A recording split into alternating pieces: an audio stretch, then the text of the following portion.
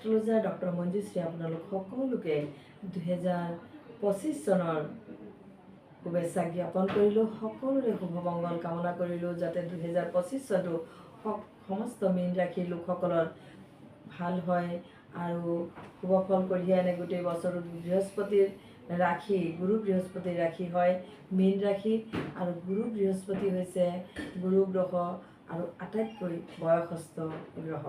গতিকে এই গ্ৰহৰ যি ফলাফল, এয়া মীন ৰাশিৰ কাৰণে শুভ ফল হ'ব। আৰু শনিৰ যেতিয়া সংক্ৰমণ ইয়াৰ পৰা মেষ ৰাশিলৈ যাব, তেতিয়া তেওঁলোকৰ আৰু ভাল ফল লাভ হ'ব।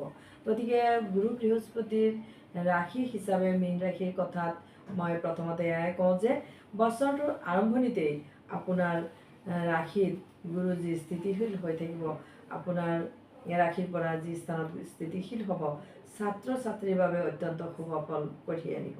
গতিকে যিসকল সন্তান পঢ়াৰ প্ৰতি তেওঁলোকৰ অমনোযোগী হৈছিল বা পঢ়াত বাধা আদিৰ সৃষ্টি হৈছিল, তেওঁলোকৰ কিন্তু অত্যন্ত ভাল ফল, তেওঁলোকে মনোযোগী হ'ব আৰু বিদ্যাত আগুৱাই যাব।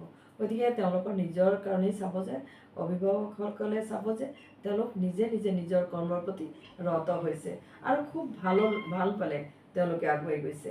যদি কোনো অপ্ৰিয় বন্ধু বা কিছুমান অসৎ বন্ধুৰ তেওঁলোকে পৰি পেলাই, তেওঁলোকৰ সংগত পৰি যদি তেওঁলোকৰ সমস্যাৰ সৃষ্টি হৈছে, সেয়াও তেওঁলোকে নিজে নিজে এই সমস্যাৰ সমাধান কৰিব। ছাত্ৰ ছাত্ৰীৰ বাবে অত্যন্ত শুভ ফলদায়ক সময়। মে' মাহলৈকে ধন লাভ আৰু প্ৰতিষ্ঠা লাভত সহায়ক হ'ব গুৰু। শত্ৰুৱেও হাৰ মানিব এই সময়ছোৱাত। চাকৰিয়ালসকলৰ পদোন্নতি আৰু ব্যৱসায়ীসকলৰ ধন বৃদ্ধি। অবিবাহিতসকলৰ বিবাহৰ যোগ আৰু বিবাহিতসকলৰ পুত্ৰ লাভৰ সম্ভাৱনা প্ৰবল। মনৰ ইচ্ছা পূৰ্ণ হ'ব। যিসকলে সন্তান প্ৰাপ্তি কৰিবৰ কাৰণে চেষ্টা কৰি আছিল, তেওঁলোকৰ সন্তান প্ৰাপ্তিত বাধা হৈ আছিল, তেওঁলোকেও সন্তান লাভ কৰিবলৈ সক্ষম হ'ব। সন্তান প্ৰাপ্তি কৰিবৰ কাৰণে বাট মুকলি হ'ব। বিলাসিতা বাঢ়িব। ভাতৃ আৰু আত্মীয়ৰ সৈতে সুমধুৰ সম্পৰ্ক হ'ব। পিতৃ স্বাস্থ্যৰ বাবে চিন্তা হ'ব, কিন্তু পিতৃ মাতৃৰ স্বাস্থ্য বা গুৰুজনৰ ঘৰত যিসকল গুৰু ব্যক্তি, তেওঁলোকৰ স্বাস্থ্যৰ অকণমান চিন্তা হ'ব। ঘৰত কিন্তু অলপ মতানৈক্য হ'ব পাৰে। ঘৰৰ আপোনাৰ যি সদস্য, আপোনাৰ সদস্যৰ সৈতে কিছু মতানৈক্য হ'ব পাৰে, আৰু সেয়া সমাধান হ'ব অতি সোনকালে। কিছু ধৈৰ্য অৱলম্বন কৰিব। সন্তানৰ ওপৰত সুনজৰ দিব। ৰাজনীতিবিদসকলৰ পদোন্নতি, সামাজিক মান সন্মান বৃদ্ধি আৰু প্ৰতিষ্ঠা বৃদ্ধি হ'ব। শনিৰ যি অৱস্থিতি, সেয়া আপোনাৰ বাবে সুবিধাজনক হ'ব। যিমান অসুবিধা আছিলে সেয়া কিছু নাইকিয়া হৈ সুবিধাজনক হ'ব। কিন্তু কেতু আপোনাৰ ৰাশিৰ বাবে বুদ্ধি আৰু পৰাক্ৰমৰ বলত পৰাক্ৰম বৃদ্ধি কৰিব, আৰু বুদ্ধি আৰু পৰাক্ৰমৰ বলত শত্ৰু পক্ষক পৰাস্ত কৰিব পাৰিব।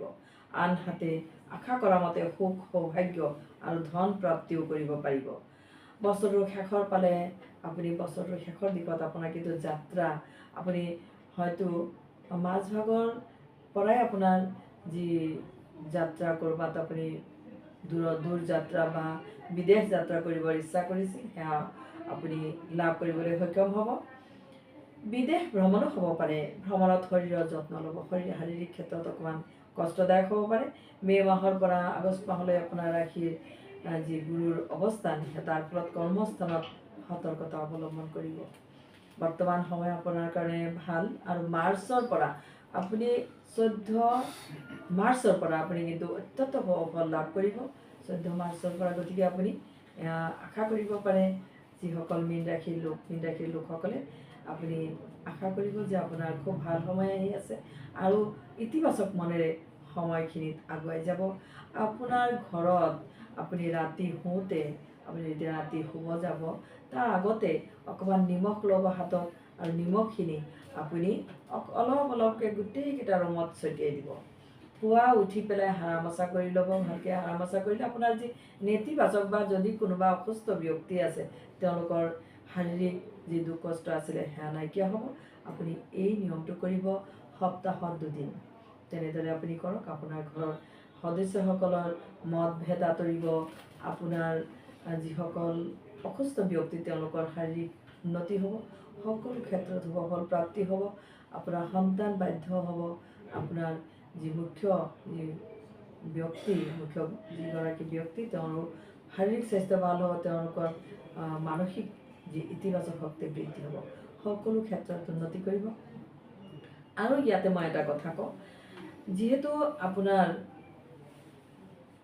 শুভ ফল বৃদ্ধি কৰাৰ সকলোৰে এটা ইচ্ছা, গতিকে দুৰ্গা মন্ত্ৰ জপ কৰিব, মা দুৰ্গাৰ মন্ত্ৰ জপ কৰিব। মা দুৰ্গাৰ মন্ত্ৰ বিশেষ একো নাই, কেৱল দুৰ্গা নামটোৱেই সিদ্ধি মন্ত্ৰ। গতিকে আপুনি মা দুৰ্গা বুলি কোৱাৰ লগে লগে এই মন্ত্ৰ সিদ্ধ হৈ যায়। দুৰ্গা নামটোৱেই সিদ্ধ মন্ত্ৰ, গতিকে দুৰ্গা মন্ত্ৰ জপ কৰিব। যিমান পাৰে মানস জপ কৰিব। মানস জপৰ কাৰণে স্থান কাল আপোনাৰ একো নিয়ম নাই, সময়ৰো একো নিয়ম নাই, যেতিয়া তেতিয়া য'ত ত'ত আপুনি মানস জপ কৰিব পাৰে। আৰু আটাইতকৈ শুভ ফলদায়ক হৈছে মানস জপ। গতিকে মানস জপ কৰিব আপুনি প্ৰতি মুহূৰ্তত। মা দুৰ্গাৰ নাম ল'ব। আপুনি ক'ৰবাত যাত্ৰা কৰোঁতে 3 বাৰ মা দুৰ্গাৰ নাম জপ কৰি, মা দুৰ্গাৰ নাম লৈ পেলাই আপুনি ঘৰৰ পৰা যাত্ৰা কৰিব। আৰু এই যাত্ৰা কৰিলে মা দুৰ্গাৰ নামেৰে সমন ভয়ো নাথাকে, অৰ্থাৎ মৃত্যু ভয়ো নাথাকে। সেয়েহে এই নাম জপ কৰিব। আৰু এটা কাম কৰিব, আপোনাৰ পকেটত বা পাৰ্চত বা আপোনাৰ বেগত শ্ৰীযন্ত্ৰ আপুনি বা কুবেৰ যন্ত্ৰ ল'ব। আপুনি কুবেৰ যন্ত্ৰ আপুনি লৈ ফুৰিব। আৰু কুবেৰ যন্ত্ৰ সৰু যন্ত্ৰ পায়, পাৰ্চত ৰাখিব পাৰিব। কুবেৰ যন্ত্ৰ আপোনাৰ ধন লাভৰ ক্ষেত্ৰত যি বাধা, সেয়া নাইকিয়া হ'ব, সম্পদ বৃদ্ধি হ'ব, ধন বৃদ্ধি হ'ব।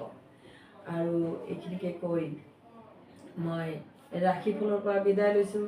সমস্ত মীন ৰাশি লোকসকলৰ সুখ সম্পদ বৃদ্ধি হওক, নতুন বছৰটো ভালকৈ পাৰ হওক, গোটেই বছৰটো ভালদৰে তেওঁলোকে ৰান কৰক, তাকেই মা দুৰ্গাৰ চৰণত প্ৰাৰ্থনা জনাই ৰাশিফল শেষ কৰিলোঁ। ধন্যবাদ।